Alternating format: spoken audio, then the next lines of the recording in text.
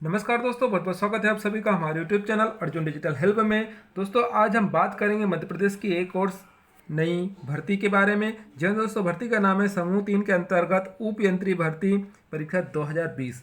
तो जी हाँ दोस्तों, ये भर्ती पीईबी पर आ गई है, जिसका आवेदन फॉर्म भरने की प्रारंभ तिथि 28 सितंबर और अंतिम तिथि है 12 अक्टूबर तक। और इसमें आप संशोधन कर सकते हैं 28 सितंबर से 17 अक्टूबर तक।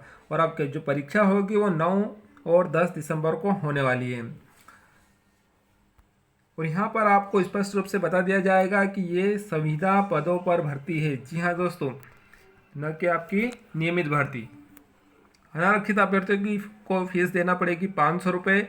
और अनुसूचित जाति, जनजाति और पिछड़ा वर्ग के लिए फीस है 250 रुपये। और इसके अलावा आपको 60 रुपये पोर्टल शुल्क जोड़कर लिया जाएगा। मतलब अनारक्षित आवेदकों से 560 और ओबीसी के आरक्षकों से 310 रुपये। अब बात करते हैं, यहाँ पर आपकी परीक्षा 2 पालियों में होगी। 9 और 10 दिसंबर को प्रथम पाली, द्वितीय पाली। प्रथम पाली आपकी शुरू होगी 9 बजे से 12 बजे तक, 3 घंटे का पेपर रहेगा। और द्वितीय पाली होगी आपकी 2 बजे से 5 बजे तक। इसमें आपका 3 घंटे का पेपर रहेगा। अब इसमें मुख्य बात हम बात करते हैं, आपको आवेदन करना है एमपी ऑनलाइन पोर्टल के माध्यम से। पीबी की वेबसाइट पर जाकर इसका आवेदन होगा। अब इसमें हम आपको मुख्य बातें इसमें जो है वो आपको बता देते हैं। समूह 3 के अंतर्गत उपयंत्री भर्ती परीक्षा विभाग के स्तर की पदों का विवरण और आरक्षण तालिका। तो जहाँ दोस्तों पदों के विवरण के बारे में बात करेंगे और आरक्षण तालिका आपको कैसे मिल रही है, परीक्षा का पाठ्यक्रम क्या रहेगा और पीबी की जो परीक्षा संचालन संबंधी क्या क्या नियमावली है, इन 4 बातों पर हम आपको विस्तार से जानकारी देंगे। तो पहले बात करते हैं संक्षिप्त नाम और प्रारंभ।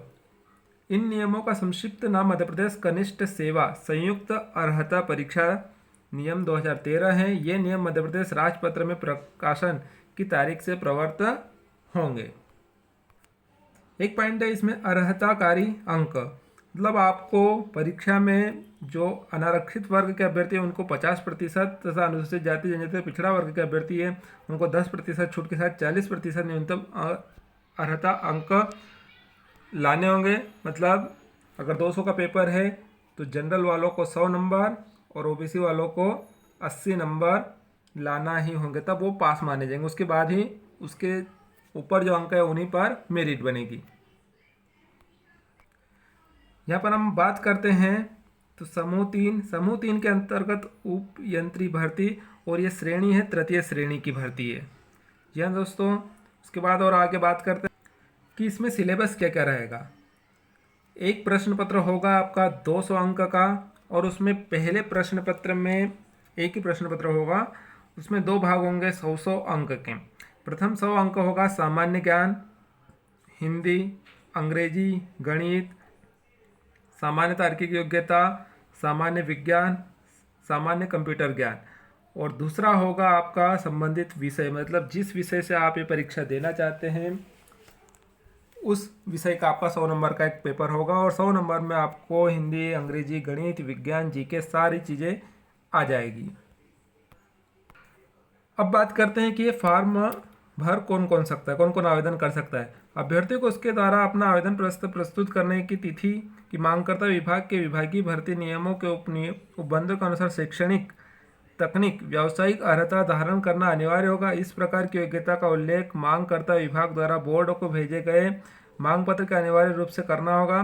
पदों के विभिन्न समूहों की परीक्षा के लिए निम्नलिखित शैक्षणिक योग्यता अनिवार्य होगी। तो क्या शैक्षणिक योग्यता है? अभ्यर्थी ने हाई स्कूल हायर सेकेंडरी परीक्षा 10-2 के साथ ही संबंधित पत्रोपाधि डिप्लोमा उत्तीर्ण किया हो। तो जी हाँ दोस्तों, इसके लिए जो भी डिप्लोमा लगता है आपने 10-12वीं के साथ में वो डिप्लोमा किया उत्तीर्ण होना चाहिए आपको, तो ये आप आवेदन कर सकते हैं। उसके बाद बात करते हैं हम आयु सीमा की। तो इसमें न्यूनतम आयु सीमा 18 वर्ष है और अधिकतम आयु सीमा 40 वर्ष। और इसमें किसी किसी को 5 वर्ष की छूट दी जाएगी। तो जैसे कौन कौन से हैं? विभागों, निगमों, मंडलों, आयोगों, स्वायत्तशासी निकायों होमगार्ड में कार्यरत शासकीय सेवकों तथा महिला अभ्यर्थियों के लिए आयु सीमा 45 वर्ष रहेगी। तो दोस्तों अब मेन बात है आरक्षण की। तो जी हाँ दोस्तों, आरक्षण आपको इसमें दिया गया है। अनुसूचित जाति को 20%, अनुसूचित जनजाति को 20%, अनुसूचित जाति को 16%, अन्य पिछड़े वर्ग को 27%, तो कमजोर वर्ग के आर्थिक रूप से कमजोर वर्ग के अभ्यर्थियों को 10%। तो जी हाँ दोस्तों, जो ओबीसी आरक्षण का मुद्दा चल रहा है कि 27 देना है 14%, वो कोर्ट में चल रहा है, लेकिन अभी भी इन्होंने 27% आरक्षण दे दिया है, तो इसमें आगे कुछ ना कुछ विवाद हो सकता है। अब मुख्य बात आती है कि इसमें पद कितने हैं, पदों का विवरण भी दिया है इन्होंने। तो देखिए दोस्तों, पद किस तरीके से हैं। सिविल उपयंत्री है, अनारक्षित के लिए 35 पद, ईडब्ल्यूएस के लिए 0, अनुसूचित जाति के लिए 5, अनुसूचित जनजाति के लिए 7, पिछड़ा वर्ग के लिए 5 और कुल 52 पद हैं। अब ये पद कुल 52 पद हैं और इनमें से पुरुषों के पद अलग है और महिलाओं के अलग है, तो उनके बारे में बात कर लेते हैं। तो देखिए दोस्तों, ये है कुल 52 पद। अनारक्षित के जो 35 पद थे उसमें से 28 ओपन के लिए हैं और 7 महिलाओं के लिए। ईडब्ल्यूएस के लिए तो कोई पद है ही नहीं। अनुसूचित जाति के लिए 5 पद हैं, तो इसमें से 2 ओपन और 3 महिलाएं। अनुसूचित जनजाति के लिए 7 पद हैं, तो 4 ओपन 3 महिलाएं। और ओबीसी के लिए 5 पद है, तो 5 ओपन के लिए। इस प्रकार कुल 52 पदों पर यहाँ पर भर्ती होने वाली है। अब अच्छी खुशी की बात यह है कि इसमें आपको वेतनमान है वो 43,000 रुपये का वेतनमान है।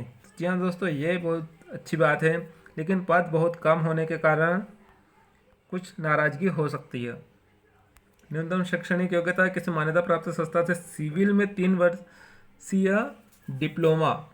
जी हाँ दोस्तों, ये भर्ती सिर्फ किन के लिए हैं, जिन्होंने सिविल से या तो बी किया हो या 3 वर्षीय डिप्लोमा किया हो। मतलब आपका पॉलिटेक्निक हो सकता है इसमें कि 12वीं के बाद आपने पॉलिटेक्निक किया हो 3 वर्ष का, या फिर बैचलर डिग्री की हो, तो वही इसमें आवेदन कर सकते हैं जिन्होंने सिविल से परीक्षा पास की हुई हो। तो धन्यवाद दोस्तों, ये थी कुछ मुख्य जानकारी इस भर्ती के लिए। तो इस वीडियो को ज़्यादा से ज़्यादा शेयर कीजिए।